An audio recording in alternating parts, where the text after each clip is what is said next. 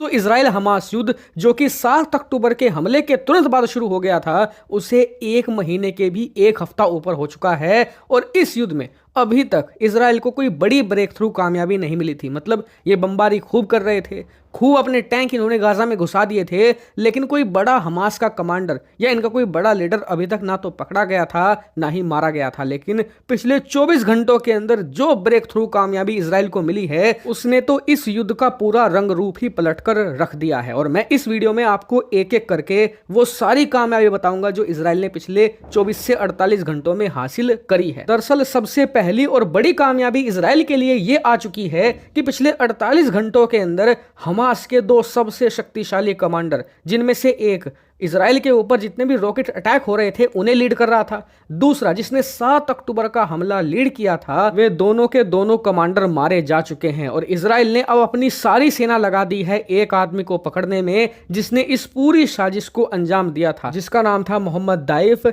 इस व्यक्ति ने ही 7 अक्टूबर हमले की पूरी प्लानिंग करी थी और युद्ध की शुरुआत भी इसकी वजह से ही हुई थी। और बताया जा रहा है कि यह व्यक्ति गाजा के अंदर ही किसी न किसी टनल सिस्टम के अंदर मौजूद है। वहीं अब बात करें दूसरी सबसे बड़ी कामयाबी की, तो वो ये है कि अगर आप युद्ध की शुरुआत से अब तक पिछला 1 महीना ही उठाकर देख लो, तो जितने बड़े हमले इजराइल ने अंजाम दिए हैं गाजा में, उतनी संख्या में हमास के लड़ाके नहीं मारे जा रहे। इसके उलट जो आम नागरिक है गाजा के, जो सिविलियन हैं, उनकी मौत ज्यादा हो रही थी। और ये इजराइल के लिए बड़ा सरदर्द था, क्योंकि इससे ना तो हमास को कोई खास डैमेज हो रहा था, उल्टा जो इजराइल की छवि है वो खराब हो रही थी। दुनिया भर में उसके खिलाफ आरोप लग रहे थे, प्रोटेस्ट हो रहे थे। ऐसे में हमास के खिलाफ इस रणनीति का तोड़ जल्द से जल्द इजराइल को निकालना था और वो इसने निकाल लिया है। दरअसल हुआ ये है कि अभी तक इजराइल को ये नहीं पता चल रहा था कि जो ये लड़ाके हैं ये कहां से सुरंग में घुसते हैं, मतलब इनकी ओपनिंग कहां है जहां से ये आते हैं और जाते हैं।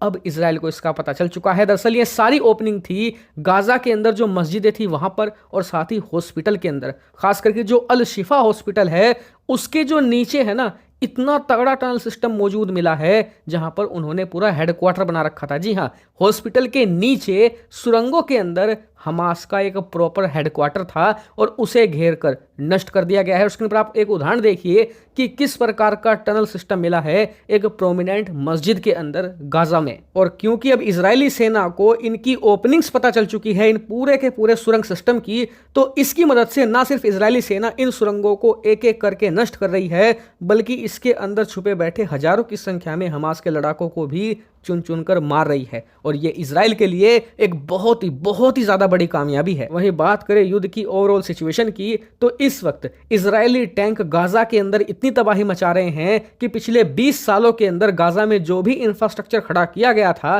खास करके 2003 के बाद जब हिजबुल्लाह के साथ इनकी टक्कर हुई थी, तब से लेकर अब तक की सारी ग्रोथ इजराइल ने नष्ट कर दी है। सारी प्रोग्रेस खत्म कर दी जा चुकी है। और गाजा का जो मेन सेंट्रल एरिया है, जो कि करीबन 45 किलोमीटर का है, वैसे तो अगर आप गाजा को ओवरऑल देखें तो करीबन 400 किलोमीटर के आसपास का उसका पूरा एरिया है, लेकिन जो मेन सेंट्रल गाजा है जहां पर ज्यादातर आबादी रहती है, वो 45 किलोमीटर का एरिया है। वहां पर कई इलाके ऐसे हैं जिन्हें लगभग खेत बना दिया गया है, क्योंकि सारी की सारी बिल्डिंगें नष्ट कर दी गई हैं, बिल्कुल सफाचट इलाका कर दिया गया है। वहीं ये तो बात रही युद्ध की। अब बात करते हैं डिप्लोमेटिक लेवल की, तो वहां पर भी इजराइल को एक बड़ा सपोर्ट मिला है, साथ ही चेतावनी भी कि उन्हें जल्द से जल्द हमास का खात्मा करना होगा। दरअसल हुआ यह है कि अब से कुछ ही दिन पहले यूनाइटेड नेशन के अंदर सीज फायर को लेकर एक प्रस्ताव लाया गया था, और आप जानकर हैरान होंगे कि उस प्रस्ताव के पक्ष में भारत ने भी वोट कर दिया है। जी हां, यानी कि अरब देशों के पक्ष में भारत ने वोट किया, जो कि भारत ने मेरे हिसाब से थोड़ा गलत स्टेप उठाया।